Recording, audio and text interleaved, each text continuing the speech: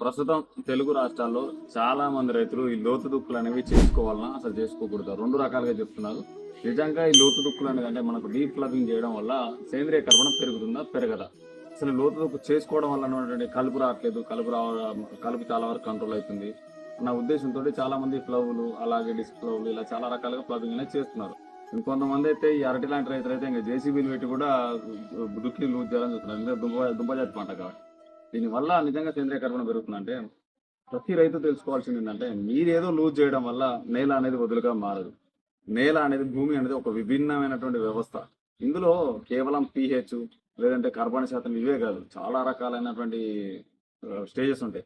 EH redox potential అని ఉంటుంది, pH CEC cation exchange, pH అంటే మీకు తెలిసింది cation exchange capacity, EC electrical conductivity, soil colloids soil యొక్క అగ్రిగేట్స్, అలాగే సాయిల్ యొక్క ఫుడ్ వెబ్. ఇందులో ఫంగస్లు ఉంటాయి, ప్రోటోజోవాలు ఉంటాయి, మనకు నెమిటోడ్స్ ఉంటాయి, మంచి చేసే నెమిటోడ్స్ ఉంటాయి. అలా చాలా రకాలైన వ్యవస్థలే భూమిలో నడుస్తాయి.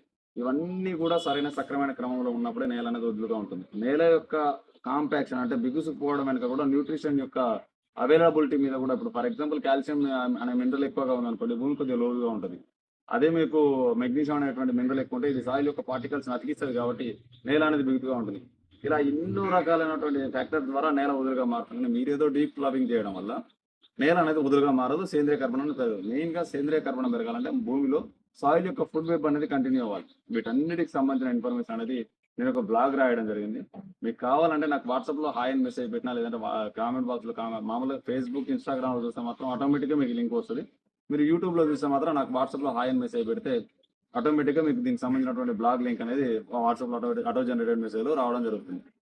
అంతేగాని ఈ డీప్ ప్లవింగ్ చేయడం వల్ల సేంద్రియ కర్బనం పెరుగుతుందని పెరగదు. దాంతోపాటు కలుపు అనేది తగ్గుతుందంటే కలుపు కూడా తగ్గదు. ఎందుకు రీజన్ అంటే మీరు ఇంటర్ కల్టివేషన్ చేసినంత కాలం మాత్రమే భూమి వదులుగా ఉంటుంది, ఆటోమేటిక్ కలుపు ఉంటుంది. తర్వాత ఫ్లడ్ ఇరిగేషన్లో సాగు చేసే వాళ్ళైనా, వర్షాధారంగా సాగు చేసే వాళ్ళైనా పంట ఎండ్ స్టేజ్ అంటే ప్రొడక్టివిటీకి వచ్చేసరికి ఈ నేల బిగిసిపోతుంది, మళ్ళీ ఆటోమేటిక్గా కలుపు వస్తుంది. అసలు ఈ నేల యాజమాన్యం ఏ విధంగా చేసుకోవాలన్న పూర్తి ఇన్ఫర్మేషన్ అయితే నేను మీకు వాట్సాప్ చేస్తాను. ప్రతి ఒక్క రైతున్నా కూడా నాకు వాట్సాప్ ద్వారా కానీ, లేదంటే ఈ సాయిల్ యొక్క ఫుడ్ వెబ్ అనేటువంటి మెసేజ్ ద్వారా కానీ నాకు వాట్సాప్లో కాంటాక్ట్ అవ్వండి. జై హింద్, జై జవాన్, జై కిసాన్.